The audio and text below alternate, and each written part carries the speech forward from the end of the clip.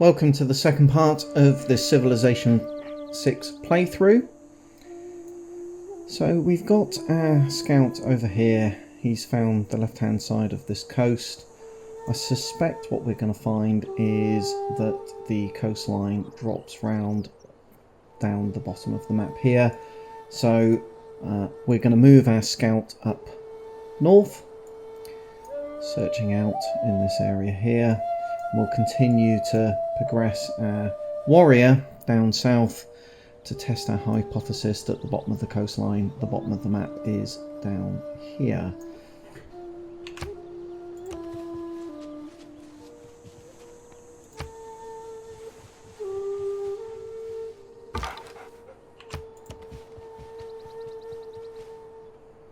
Some more rice up there. Great abundance of food resources available on this map. I should say it's substantially later than when I made the first video. I thought it was going to be a really quick and straightforward thing to do, but my video capture software has decided to have a complete hissy fit on me. I've had to record this video a couple of times.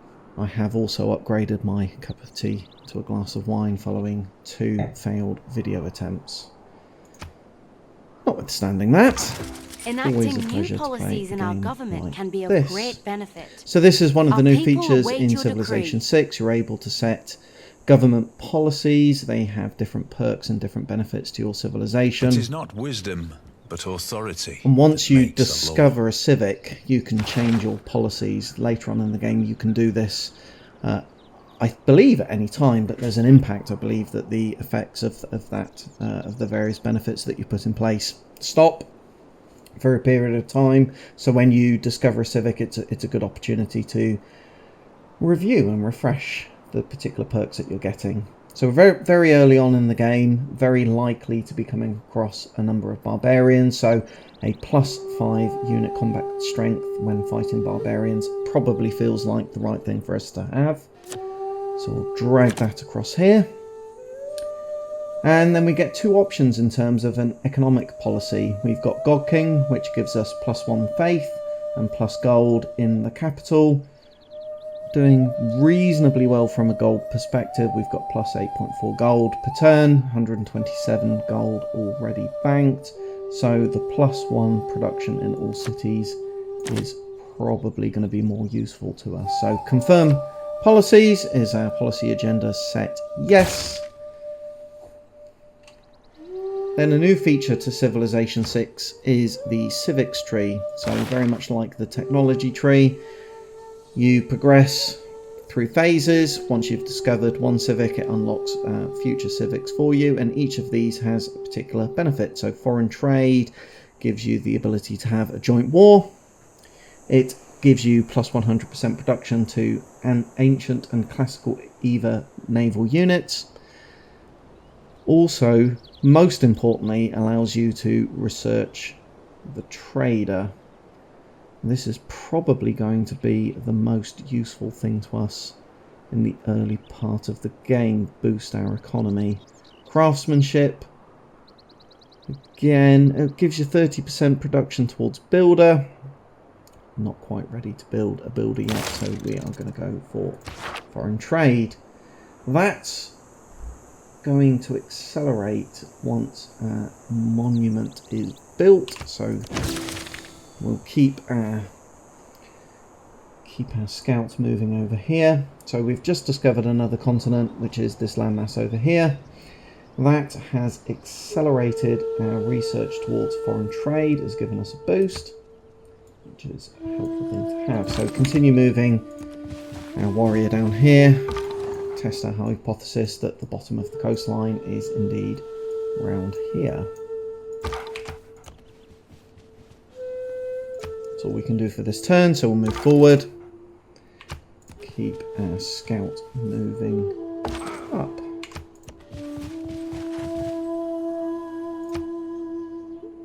I thought clay must feel happy in the good So potter's we've completed hand. research on pottery. Of course, progressing on towards irrigation so that we can make the most of this cotton resource, which is going to give us an abundance of food, gold.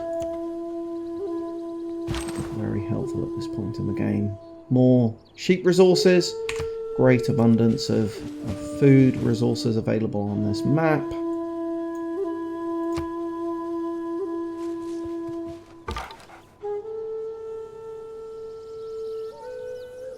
Okay, so we've got a barbarian scout that's making its way towards our city. One of the things that's different in Civilization 6 is that by default your cities don't have defences. You have to build ancient walls in order to enable that. So our city is essentially undefended, albeit that is only a barbarian scout, so we're probably okay. Notwithstanding that point, I will probably start to make our warrior move back towards the city. Keep the scout moving over here so that we can continue to uncover the map, find new civilizations and city-states.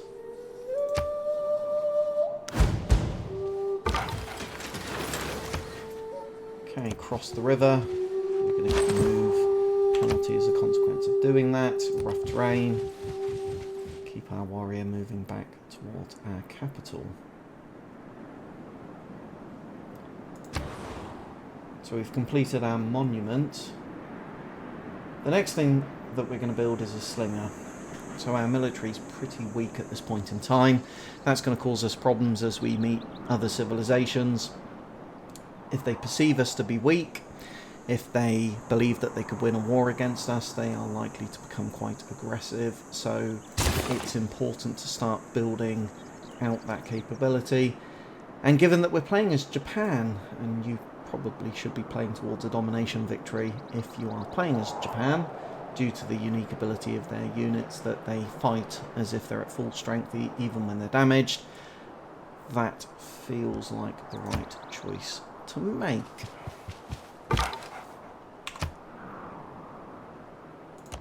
Нафеку штон мачи жагат. Газрахат айраса вагалtuгна варзан. Фалакад саgambalda. What dima balamanu zashtam. This is the first other civilization that we've met.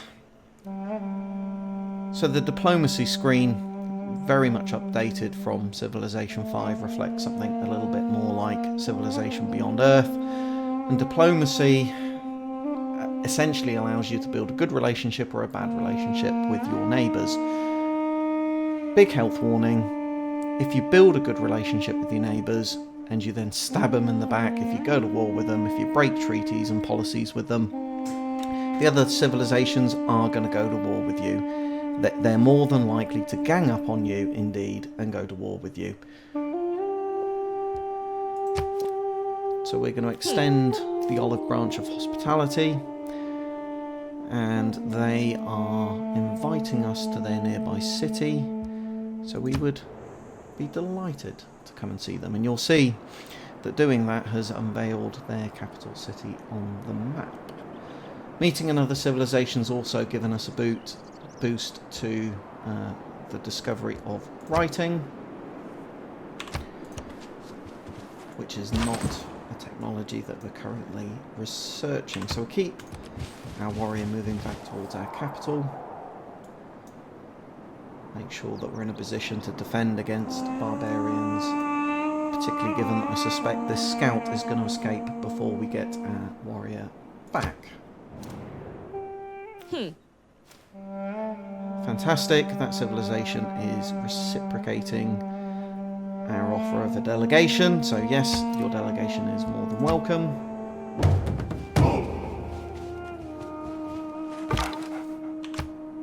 Barbarian scouts getting a good look at our capital city. We will keep moving our warrior home.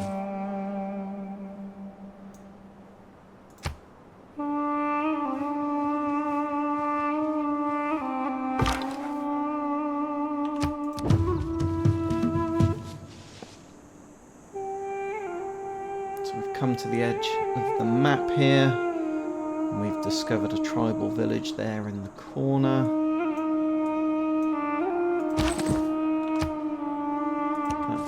Spain's scout seems to have escaped away, rather predictably. Most likely off to tell his mates where we are. Nos somos Felipe, rey de España y Portugal. Empero, por encima de todo, somos fieles devotos de la única y verdadera religión. That's the second civilization that we've met. Again, I am going to extend the olive branch of hospitality. That's the positive aspect of trade, I suppose. As far as I can see, that's the world gets stirred up together. Of our capital city, so there's plenty of space to expand, lay down new cities without provoking or needing to instigate a war. First civic's complete. Every time you complete a civic, you have the ability to change your policies without taking a negative impact as a consequence of doing so. That said, I'm likely to leave these as they are. We've got +5 unit combat against barbarians, which is useful at the moment, and our +1 production in all cities. None of these other things look particularly necessary at the moment, so I think we will leave that as it is. Back into the civic tree. And I think craftsmanship is going to be useful and helpful for us at the moment. Builders, which were called workers within Civilization 5, are going to be pretty necessary at the moment to start to improve and develop the various tiles that sit around our cities. So we will go for craftsmanship. 11 turns to complete that. 1 turn left to complete our slinger. And then 7 turns, so 8 turns to complete a builder. So by the time we've built that initial builder, we will have researched, or near as damn it, have completed the research for that civic, so we'll be able to build the second builder at a much accelerated rate. Fortify him there, he can stay there and protect our civilization. Come down into the corner, have a look. The second continent looks very, very, very close to the one that we're on. Spain reciprocating my offer of hospitality, so we will accept their delegation, continue to build good relationships with them.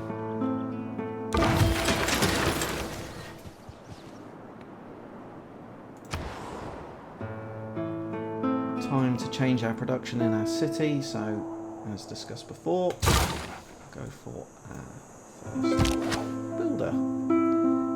Fortify the slinger in the capital city, so he's there and ready to defend as necessary.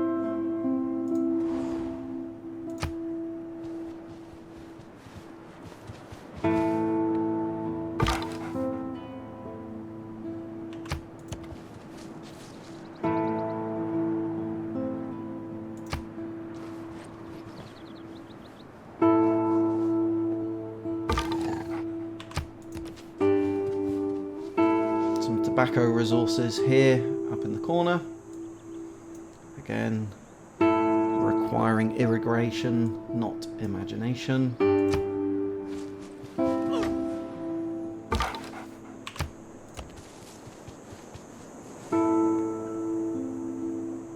So our scouts got pretty far away from our capital city at this point, which is fine. Likely probably just to delete him when he gets quite far away, and it's too much of a pain to bring him back. It's continuing to allow us to discover parts of the map, meet new civilizations, all of which enables diplomatic relations, trade, very useful things at this point in time.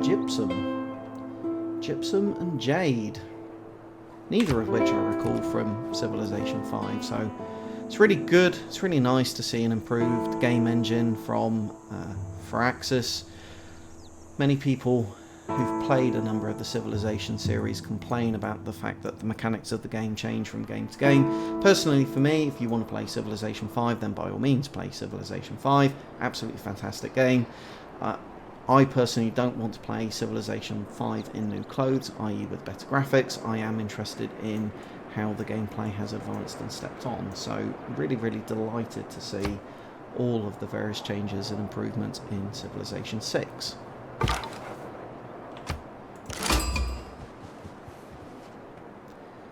Another city-state there.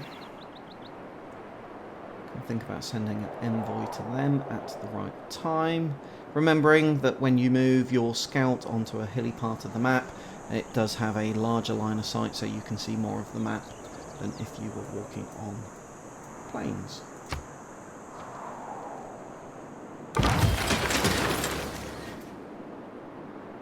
So much like the various expansion packs that you got for Civilization 5, you are able to develop pantheons and subsequently a religion. So our first builder's ready. Builders are substantially different. As discussed, you can only use them to enhance and improve 3 tiles. It's always worth checking to see which of your citizens is working which tiles. Absolutely no point at all in developing a tile that you're not working. You're just going to pay upkeep on the development and you're going to get none of the benefit. So this cotton resource is being worked as it stands. Irrigation's got 1 turn left to go, so on our next turn we'll be able to develop that resource. I'm going to go for a trader now for using up the production of our capital city. We've got reasonable defense from our slinger and our warrior and our scout, so we won't appear overly vulnerable to the man who has grit enough to bring about the afforestation is going to enable us to create under the white cliff's battlemented crown, hushed to a depth of more than Sabbath peace. So we've discovered our first natural wonder. It's the Cliffs of Dover, which is fascinating. I don't recall lots of gypsum and jade being near the Cliffs of Dover in the UK, but never one to judge and complain. That discovery of a natural wonder has boosted our knowledge of astrology, and we're now in a position to conduct another tech research. So again, it's easy to go click, click, click, click, click, and ignore what's actually going on in the game, what's actually going to be useful to me in terms of research, what's going to enable me to make most use of that benefit most quickly. Writing is always a good one to do. Developing the library enables us to get a boost to science. Falling behind on the technology tree is never a clever thing to do. The civs are going to run rings around you and you're very quickly going to get conquered. Astrology gives you the ability to get the holy site. Religion, of course, has a number of benefits as well, but I think at this point of the game, boosting science is going to be the best thing for us to do. Let's keep our scout moving out. Click onto the hill as well, maximise the line of sight. Cliffs of Dover there.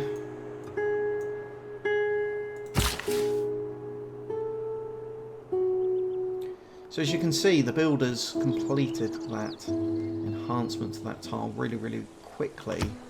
There's no 5, 6, 7, 8, 9, 10 turns to make that happen. We'll move this guy down here. Just double checking that tile's being worked, which it's not at the moment. We'll move that resource over to here. We've got a better abundance of food. That locks that in. Lock these in, make sure that the AI is not fiddling about with them.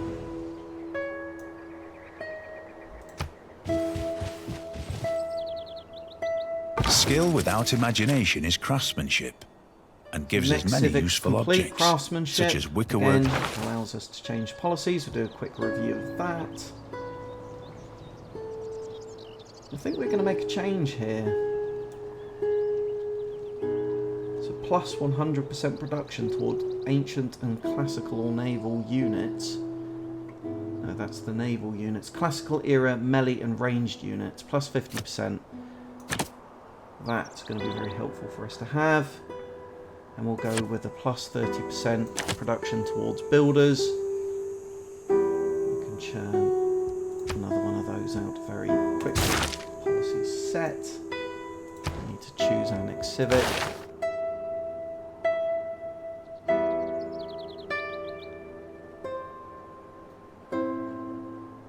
Particularly interested in great people at this point. Unit maintenance reduction could be helpful.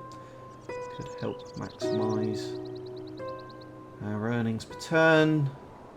Ancient classical wonders, not particularly interested in that at the moment. Plus 50% reduction towards settlers. Yeah, I think we're going to go for that. We're going to want to expand our civilization, make the most out of the large open space that we've got around us.